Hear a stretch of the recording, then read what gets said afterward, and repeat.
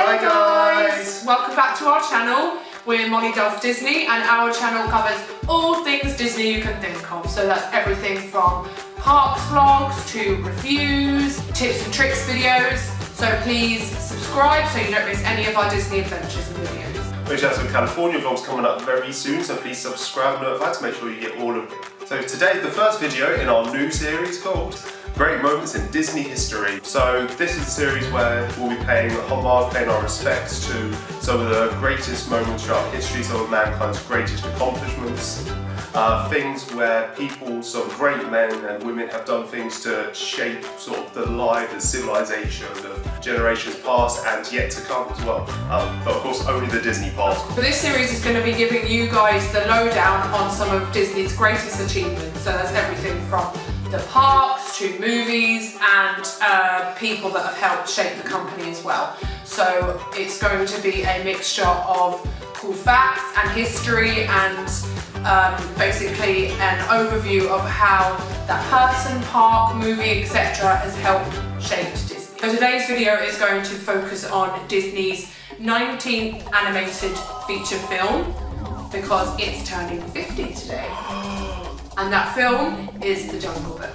The Jungle Book was released on the 18th of October 1967. A lot of people refer to it as the final film that Walt oversaw before his passing because it was released about 10 months after he died. But the title of being the last film that Walt actually personally oversaw goes to a live-action film called The Happiest Millionaire, which Walt helped create alongside the Sherman Brothers before he passed away. This film was very loosely based on the book of the same name by Rudyard Kipling, published in 1894.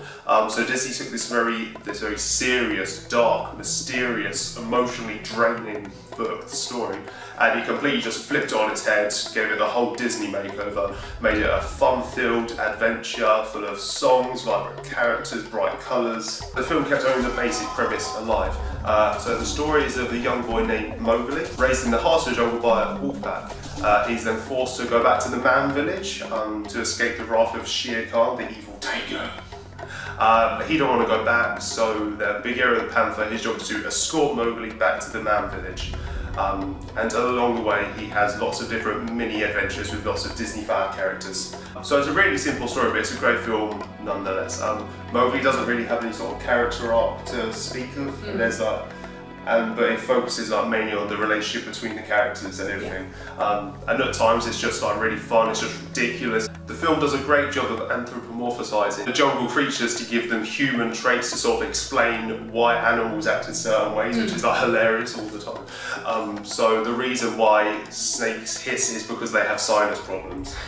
And elephants march because they're going on army drills, and vultures hang around sort of places of death because they're bored and trying to figure out what to do. I have a couple of favourite parts of this film. One of them is the bare necessities scene. I just think it's so fun, it's so cool. And I really like the scene when Mowgli is marching behind the elephants, because I used to mimic that a lot in my nan's living room with my little red pants on as a child. I also thought Mowgli was a girl. And I thought it'd be quite cool to be like chilling in the jungle with my pal Mowgli. Someone tells you could be anything when you grow up. I'm like, I want to be Mowgli. So with the lighter version of the story that Disney provides the audience with, as opposed to the text from Rudyard Kipling, you get a real chance to sort of watch the relationships develop between the different characters, which is really cool, and you get a really sort of big sense of heart, which has Walt's stamp all over it. A lot of the great elements of the Jungle Book come from the amazing people that lended their voice talents to create the voices of the characters. So firstly we've got Bruce Reitherman, who played Mowgli, and he does a great job of it. A lot of people actually think he possibly only got the gig because his dad, Willie Reitherman, was the director of the film.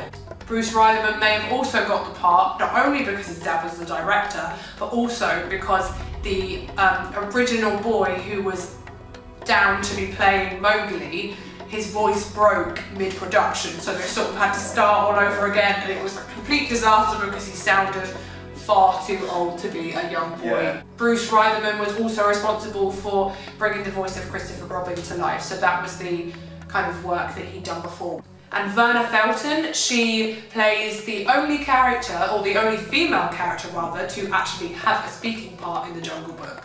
She plays Colonel Harty's wife, Winifred, and I think she's got quite a distinctive voice. She lends her voice to the fairy godmother in Cinderella, and also the Queen of Hearts in Alice in Wonderland, so she's got a huge variety of Disney classics under her belt. That's so like contrasting. So random. So she's like, she's going to chop off your head and grant your wishes at the same time. Aww.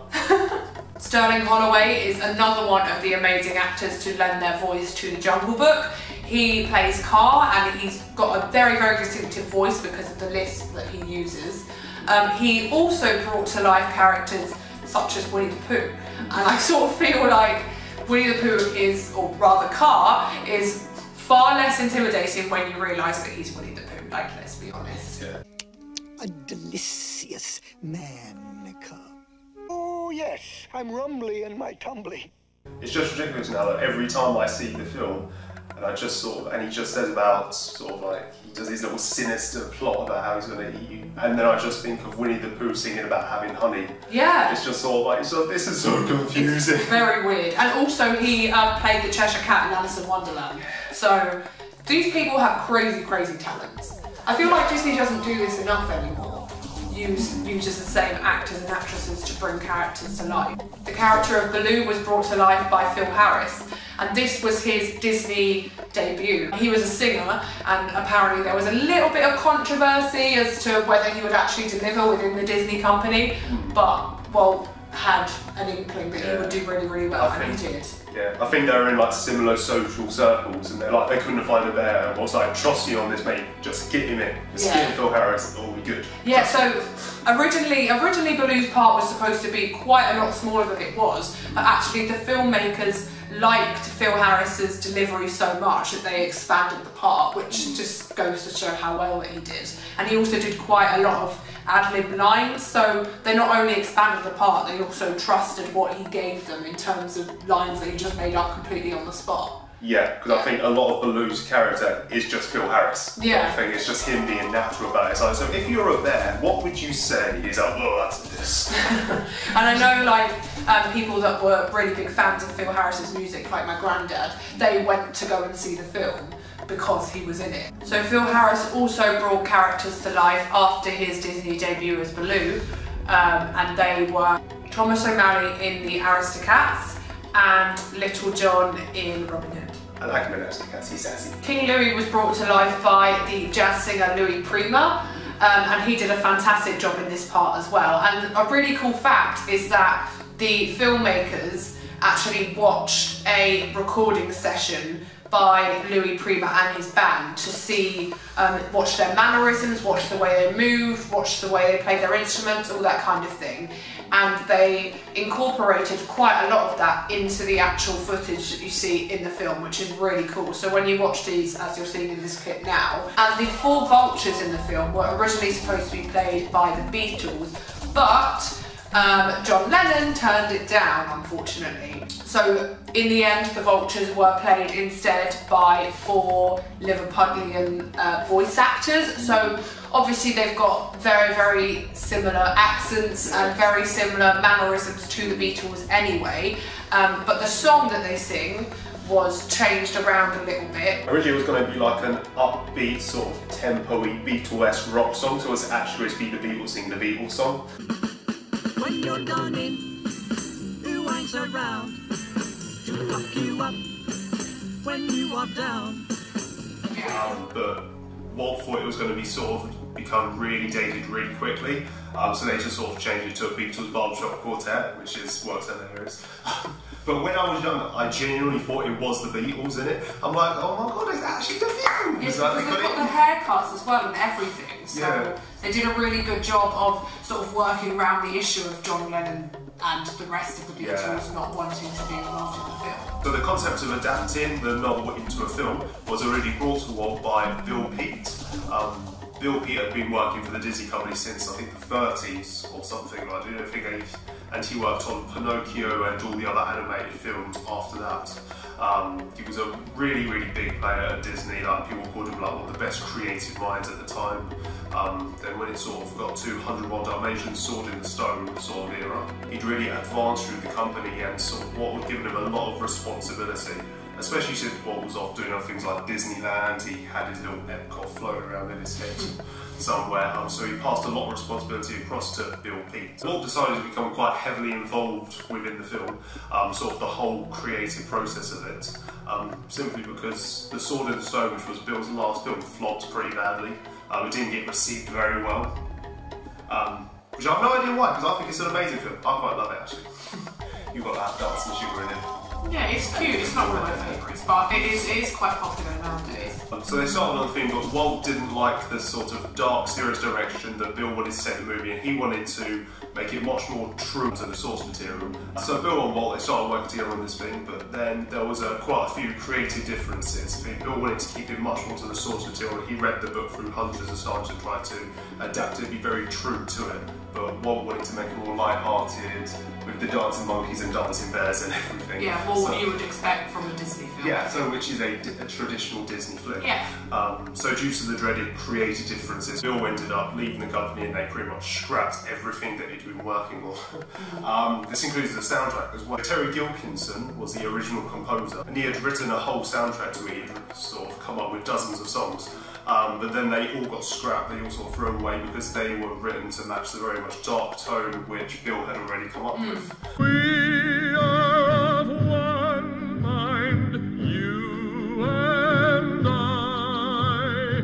Give us our freedom or soon we die.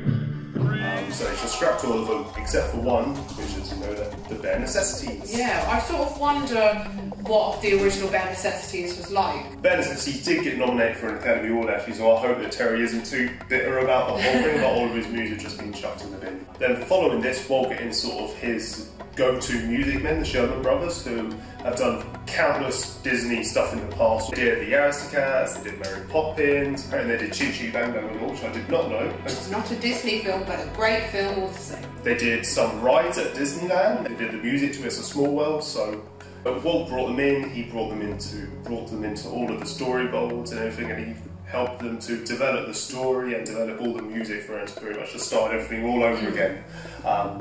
Fun fact, this was the first animated film to receive an official soundtrack. So you could actually purchase it? Yeah, apparently this was the first one, which doesn't sound right to me, but apparently it is. The Sherman Brothers actually used some of their unused material from Mary Poppins in this film. The song Trusted Me is actually a rejected Mary Poppins song called Land of Sand, which is meant to be this mysterious sort of song which Mary Poppins sings to the children. Here in the land of sand, nothing is what it seems. Following Bill Peet's departure from the Walt Disney Company and from the Jungle Book project, Larry Clements took over the role of the writer for the film, and this was his debut writing job with Disney. Yeah, for sort of feature-length animated films, which I think he did a pretty good job of, to be fair. If that's your first time ever writing an animated film, that's not too bad. Very good. Not too bad. Jungle Book's animation team was comprised of a very small number of people. So the director and master animator was Willie Reitherman, and Ken Anderson was the art director. So then there are further 4 supervising animators: Ollie Johnson, Frank Thomas, Bill Collins and Joe Lansbury. As some of the more astute Disney fans you may have noticed, 5 out of the 6 of these people were parts of the 9 Old Men. So we sort of had this elite team of Disney people all working on the film. They were all a bit aged at this point in the nicest possible way, meaning they were all sort of at their peak, at their prime. Yeah, and Ollie and Frank actually worked really, really closely together on creating Baloo and Mowgli. So those two, between the two of them, are responsible for animating everything to do with Mowgli and Baloo for the film, which is just amazing. And they were really good friends in real life. and that sort of reflects onto the relationship between Mowgli and Baloo. In addition to having some legendary animations on board, the film prospered by using sort of cutting-edge animation technology of the time, of course. Disney used the Disney Xenograph system, which they first used on 101 Dalmatians, actually. So they use it for tons of the film animations, where the technique combines print cells with hand-drawn ink cells to really just speed up the whole process of it. Also, to save some time and some money, it was one of the first Disney films that used recycled Disney animation from previous films, just to sort of keep the same level of quality and to speed up the whole process. Yeah, and this was a technique used again and again by Disney. So, for example, with one of the scenes in The Jungle Book, I believe it was used in Robin Hood. I know which bit you mean. The chicken and the thing, yeah. Loads of people don't like this. Loads of people think it's sort of Disney being like cheap and cheeky and lazy. But I think if you still get a good product out of it at the end, which you do, and most people don't actually notice until you point it out to them. Yeah, so it's only like hardcore Disney fans. Exactly, like I know that exact arm gesture from somewhere. The Jungle Book really led the way for many of Disney's next anthropomorphic movies. So. Movies such as The Lion King, and it was made on just a $4 million budget, and it opened to very, very good reviews. To date, it's made $205.8 million at the box office, which is just insane. And also following its success and the tragic passing of Walt Disney himself, many people were encouraged to go back to the Walt Disney Company. So a lot of people say that might have helped with just how popular The Jungle Book was. Yeah, and I think afterwards as well, they're like, okay, this movie's done so well, we've made such a good thing, we can really start to expand our animation department. Yeah. Things like that, because it was that sort of mid-period of history where they're like, should we go to live action or we go to more towards animation? And it really helped to push sort of the company to think, no, there is still money in animation, we can do this. Nowadays, The Jungle Book is a well-loved, timeless Disney classic, and we can definitely say, for us, we really like it, we really enjoy it. Yeah, we think it is an amazing film, and if you haven't seen it, just go and watch it now. Why haven't you seen it? Go and watch it, it's a great film. Yeah, completely different to the 2016 version. Definitely, yeah, and a lot of people do actually say that that's obviously the darker version. So in the end, the Disney Company got to make both of the films that they were planning to. So thank you so much for watching, guys. This again was the first video in our Great Moments in Disney History series. So please do give it a like if you enjoyed it, and subscribe so that you don't miss our future videos, and make sure you hit the bell icon so that you get notified whenever we post a new video in this series or our California vlogs or anything else we post. We'll see you next time then, guys. Bye!